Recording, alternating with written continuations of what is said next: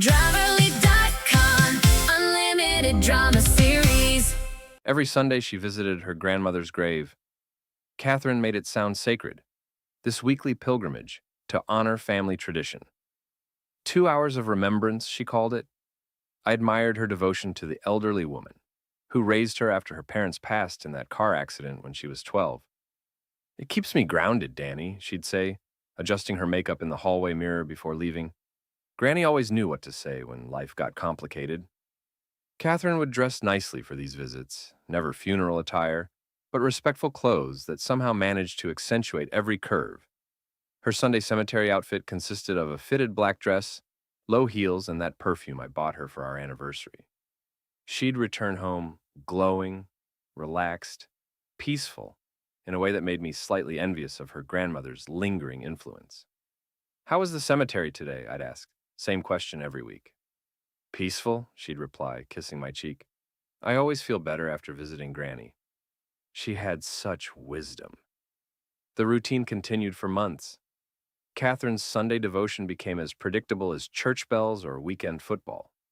She'd leave around noon, return by 4, and spend the evening unusually affectionate and talkative. Whatever conversations she had with her grandmother's memory seemed to energize her in ways our own discussions never managed. I respected the ritual. Everyone grieves differently, processes loss at their own pace. Catherine's grandmother had been her anchor during turbulent teenage years, and maintaining that connection through regular cemetery visits seemed healthy, therapeutic even.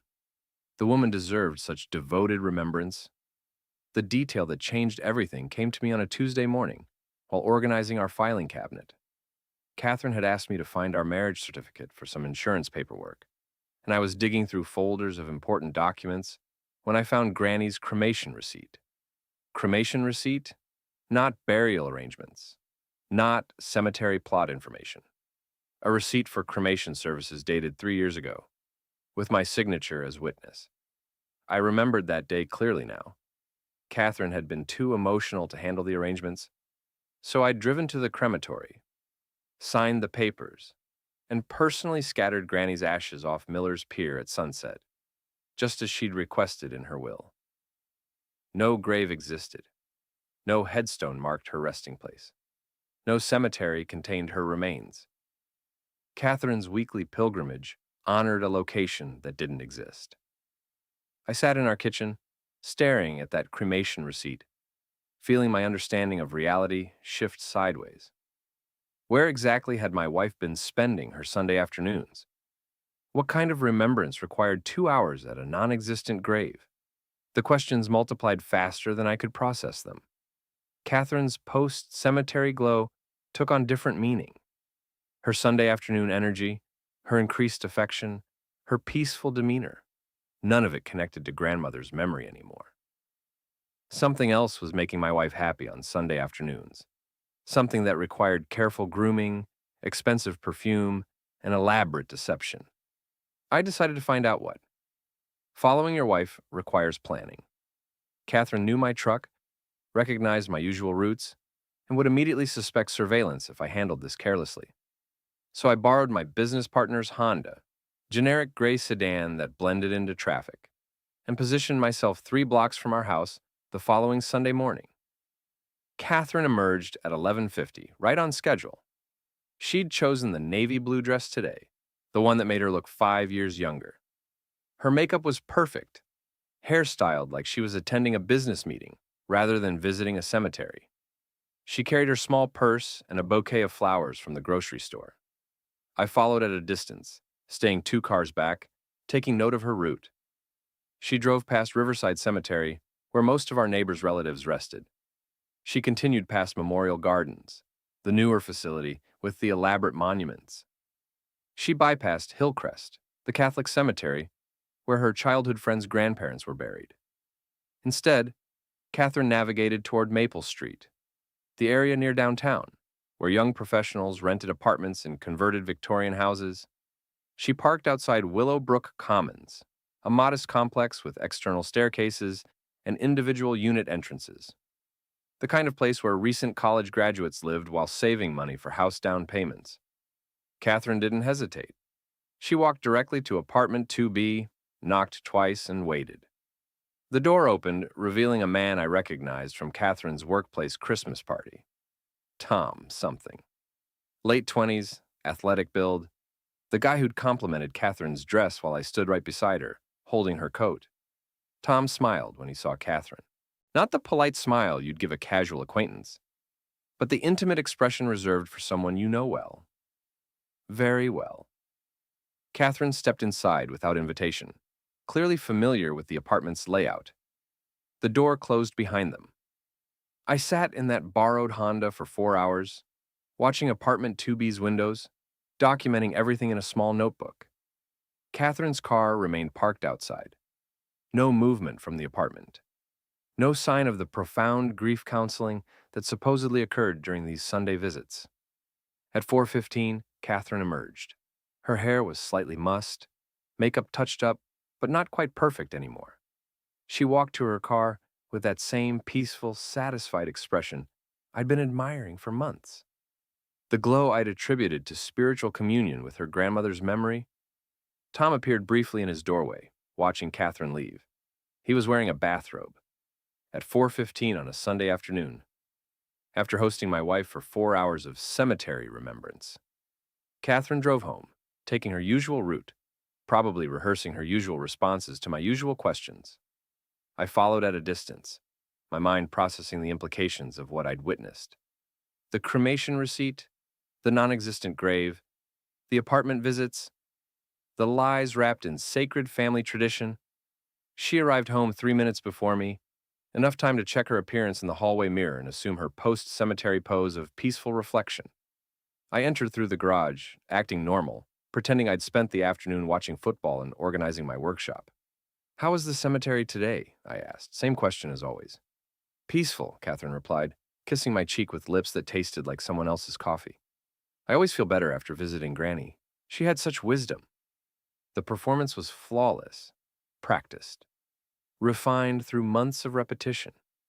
If I hadn't seen the cremation receipt, hadn't followed her to Tom's apartment, hadn't watched her emerge from his doorway looking thoroughly satisfied, I never would have suspected anything. But now I knew. Catherine's Sunday ritual honored nothing sacred. Her grandmother's grave was a convenient fiction that provided 4 hours of unquestioned absence every week. The devotion I'd admired was actually adultery disguised as grief. That night, lying beside my wife while she slept peacefully, I began planning my response. Evidence gathering became my new hobby. I approached it like any other project, requiring attention to detail and systematic execution. Catherine had been conducting this affair for months, possibly longer, which meant she'd become comfortable with her deception. Comfortable people make mistakes. I purchased a small digital camera with excellent zoom capability, telling Catherine I wanted to document some restoration work on vintage cars at my shop. True enough, I did photograph a few classic automobiles for cover story purposes, but the camera's primary function involved Sunday surveillance. The following week, I positioned myself across from Willowbrook Commons with a clear view of apartment 2B. Catherine arrived at 12:10, carrying flowers again. Tom answered the door, wearing casual clothes that somehow managed to look expensive despite their simplicity. They embraced briefly before disappearing inside. Through the telephoto lens, I captured their reunion. The embrace lasted longer than friendship would require. Catherine's hand lingered on Tom's chest. His fingers touched her waist with familiar ease. These weren't coworkers maintaining professional boundaries. I documented everything. Timestamps, clothing choices, body language. The flowers Catherine brought. The same grocery store bouquet she claimed to place on Granny's non-existent grave.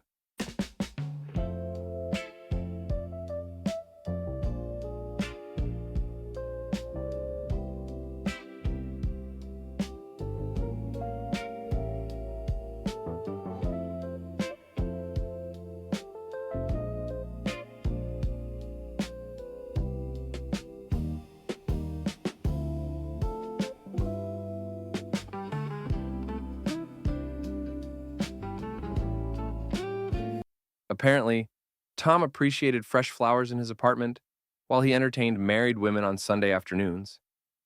During the 4-hour visit, I observed occasional movement through the apartment windows, shadows passing between rooms. At one point, Tom appeared briefly in what looked like a bedroom window, shirtless, closing curtains against the afternoon sun. Catherine's shadow moved behind him. My wife emerged at 4:20, looking satisfied and peaceful. Tom watched from his doorway again, and this time wearing jeans and a wrinkled shirt. They shared a longer goodbye than the previous week, hands touching, quiet conversation, reluctant separation. I photographed it all. The next Sunday brought variations on the same theme. Catherine chose a different dress, brought different flowers, but followed identical patterns. Arrival around noon, extended greeting, 4 hours inside apartment 2B, satisfied departure, peaceful drive home to her unsuspecting husband. After 3 weeks of documentation, I had enough photographic evidence to prove the affair's existence. But proof wasn't enough. I wanted to understand the scope of Catherine's deception, the depth of her betrayal, the extent to which she'd weaponized my trust. So I expanded the investigation. Catherine's cell phone provided the next breakthrough. She'd grown careless about leaving it unattended, probably because I'd never shown interest in her private communications before. While she showered one evening, I quickly scrolled through her text messages. The conversation thread with Tom H. told the complete story. Weeks of planning Sunday visits, discussions about his apartment's privacy, complaints about having to maintain the cemetery fiction, references to activities that definitely didn't involve honoring deceased grandmothers. "Can't wait for Sunday," Tom had texted the previous Thursday. "I bought that wine you mentioned." "Perfect," Catherine had replied. "Danny thinks I'm having deep conversations with Granny." If only he knew how deep our conversations get. They'd laughed about my ignorance, made jokes about the cemetery story, shared intimate details about their Sunday afternoon activities while I sat at home, respecting my wife's need for private grief counseling. The text messages revealed something worse than simple adultery. Catherine wasn't just cheating, she was enjoying the deception itself. The elaborate lie gave her additional satisfaction beyond the affair. She liked having a secret, liked manipulating my trust, liked knowing she could disappear for 4 hours every week without raising suspicion. I photographed the relevant text messages, careful not to disturb the phone's position or alert Catherine to my discovery. Then I began planning something more comprehensive than divorce papers. Catherine wanted to play games with my trust. I'd show her how games end when you're not the only player who knows the rules. My auto repair shop became strategic headquarters for what I started thinking of as Project Sunday.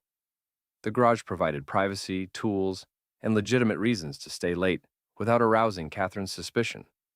She actually encouraged my increased work hours, probably because my absence gave her more freedom to text Tom without oversight. I spent evenings organizing evidence and developing strategy. The photographs were excellent. Clear images of Catherine and Tom embracing, entering his apartment together, sharing intimate goodbyes. The text messages provided context and timeline. The cremation receipt proved her grandmother's story was impossible, but evidence alone wouldn't satisfy me. Catherine had turned our marriage into an elaborate joke, with me as the unwitting punchline. She deserved consequences proportional to her deception. I researched Tom's background through social media and public records. 28 years old, marketing coordinator at Catherine's bank, recent graduate from State University. He rented the apartment month to month, drove a leased car, and maintained active dating profiles on multiple websites, despite his Sunday afternoon commitment to my wife. Interesting detail. Tom's dating profiles claimed he was single and looking for something real. Apparently, 4-hour weekly sessions with married women didn't qualify as real relationships in his estimation. Catherine was recreational activity, not romantic commitment. The bank employment created additional possibilities.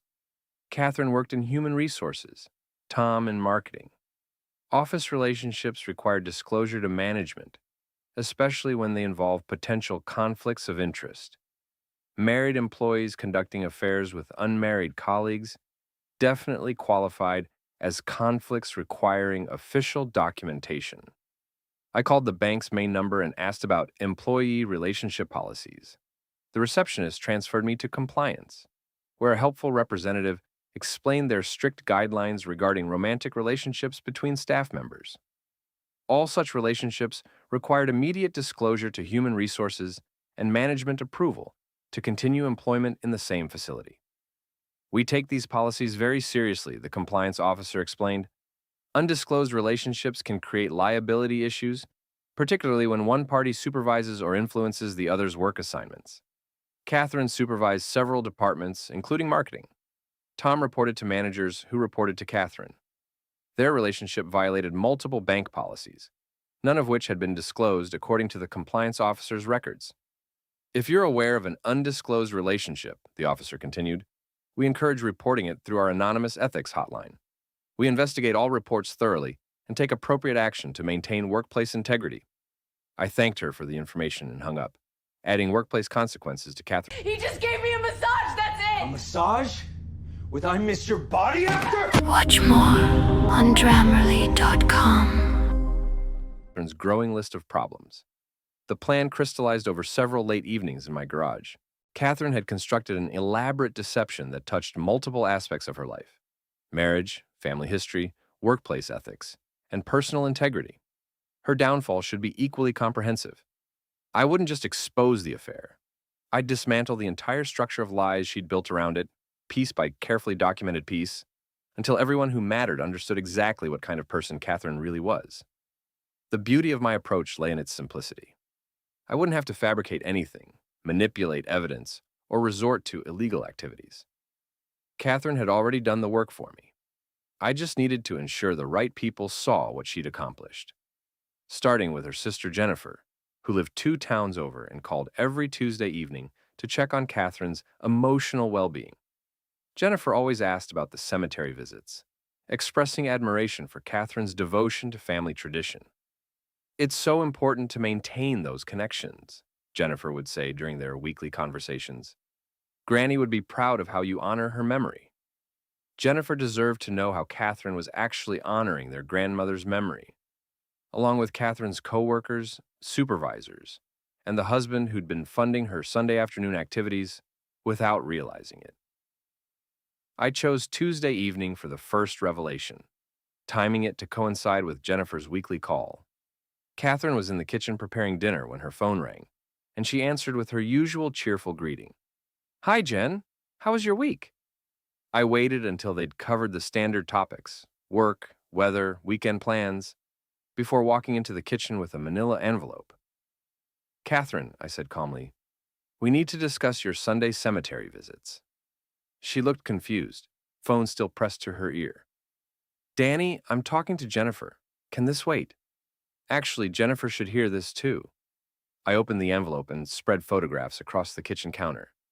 "These were taken last Sunday while you were visiting Granny's grave." Catherine's face went pale as she recognized the images. Tom opening his apartment door, their embrace on his threshold, her satisfied departure 4 hours later. The timestamps were clearly visible on each photograph. "What? How did you—" Catherine stammered. "Put Jennifer on speaker," I suggested. "She'll want to hear about your new approach to honoring family traditions." Catherine's hand trembled as she activated the speaker function.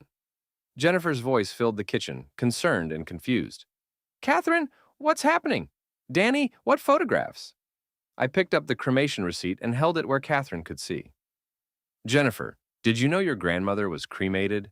That I personally scattered her ashes off Miller's Pier 3 years ago? That there's no grave for Catherine to visit?" Silence from the phone. Catherine stared at me with growing panic. "I don't understand," Jennifer said slowly. "Catherine visits Granny's grave every Sunday. She's been doing it for months."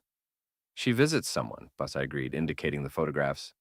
"Tom Harrison, 28 years old, lives at Willowbrook Commons. Catherine spends 4 hours there every Sunday, then comes home and tells me about her peaceful conversations with your cremated grandmother." I read selected text messages aloud, the ones where Catherine and Tom joked about the cemetery fiction and made plans for their weekly encounters. Jennifer's shocked silence grew heavier with each revelation. "Catherine," Jennifer whispered finally, "is this true?" Catherine tried to respond but only managed broken syllables. The elaborate deception that had seemed so clever and manageable was collapsing in real time, witnessed by the sister whose respect she'd always craved. "I can explain," Catherine managed eventually. "Please do," I said, gathering the photographs. "Explain to Jennifer how visiting your lover's apartment honors your grandmother's memory.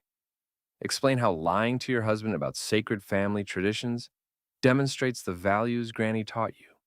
Explain how 4 hours of adultery every Sunday helps you feel peaceful and grounded." Catherine ended the call without explanation, leaving Jennifer's confused questions echoing in the sudden silence. She stared at the evidence spread across our kitchen counter, her Sunday afternoon secret transformed into undeniable documentation of betrayal. "Danny, I never meant for this to happen," she began. "You meant for exactly this to happen," I corrected. "You planned it, executed it, and enjoyed it for months. The only thing you didn't mean was getting caught." I collected the photographs and documents, returning them to the envelope. "Tomorrow I'm calling your bank's ethics hotline to report your undisclosed relationship with Tom. Workplace affairs violate their employee conduct policies, especially when they involve supervisory conflicts of interest." Catherine's remaining color drained from her face. "You can't do that. It would ruin my career."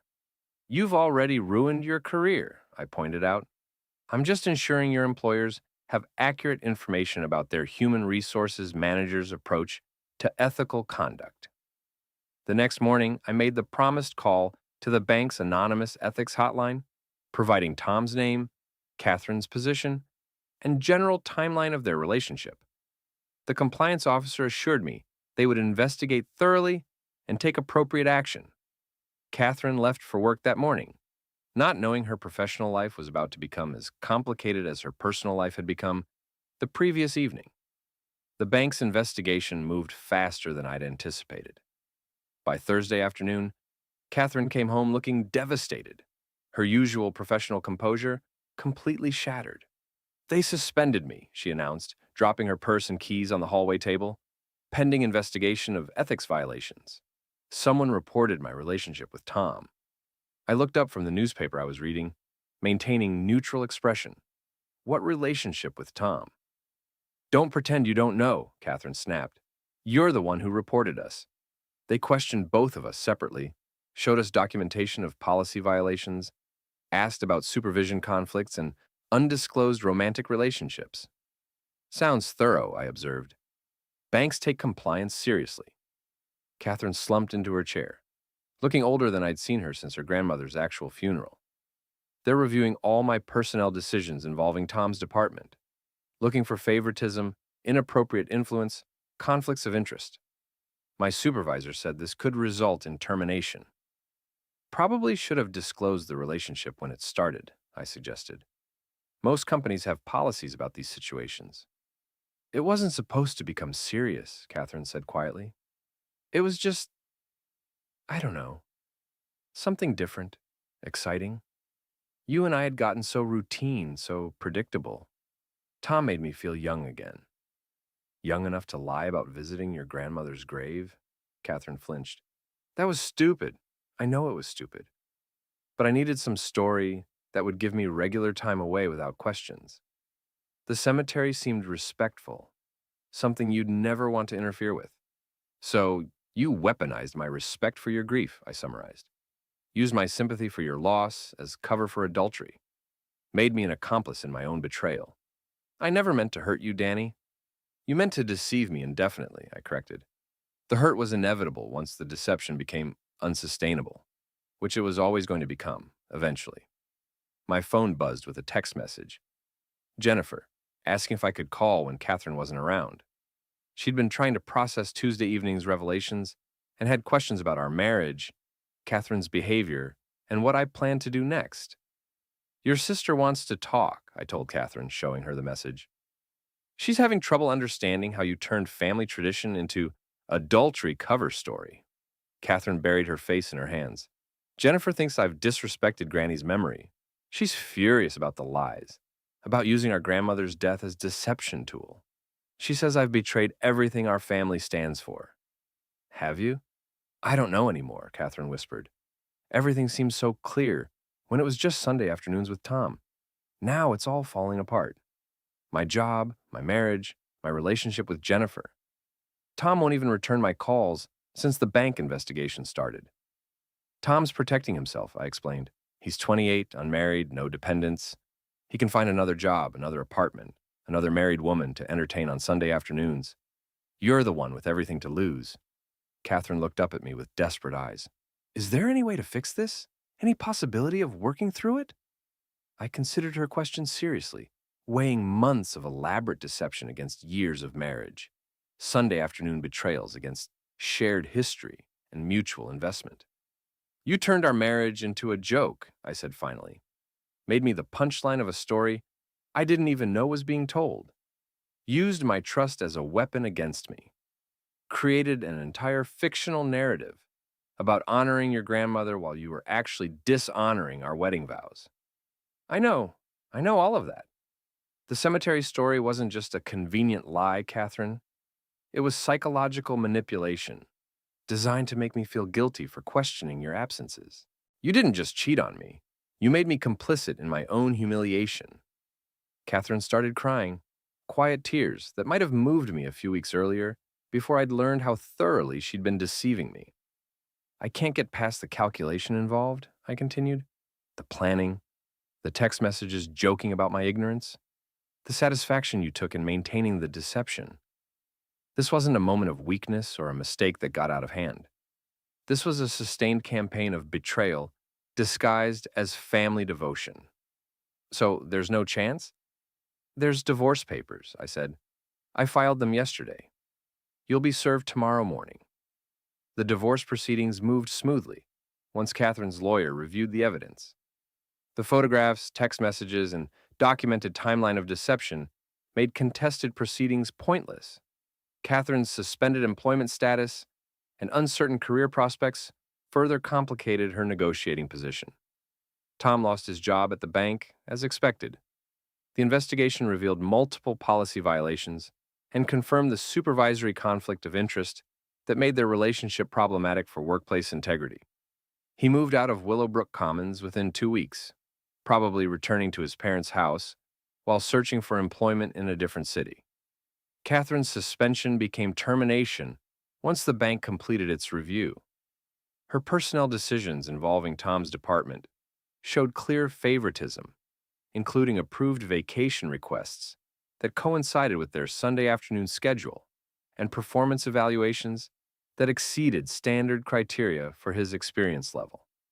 Jennifer stopped speaking to Catherine entirely, unable to forgive the grandmother deception that had turned family grief into adultery cover story. Their relationship might recover eventually, but the trust required for sister-level intimacy would take years to rebuild, if ever. I kept the house, the business, and most of our shared assets. Catherine's lawyer argued for more equitable distribution, but documented infidelity simplified the proceedings considerably. Judges appreciate clear evidence of marital misconduct, especially when it involves elaborate deception and workplace ethics violations. Catherine moved into a small apartment across town, the kind of place where people rebuild their lives after major failures. She found part-time work at a different bank, entry-level position that paid half her previous salary. Her professional reputation in our small city was effectively finished. The final divorce hearing lasted 20 minutes. Catherine looked tired and defeated, wearing clothes that had seen better days. Her lawyer made perfunctory arguments about fair distribution and future alimony, but the evidence spoke louder than legal arguments. Mr. Waverly, the judge said, reviewing the case file, you've documented this situation thoroughly.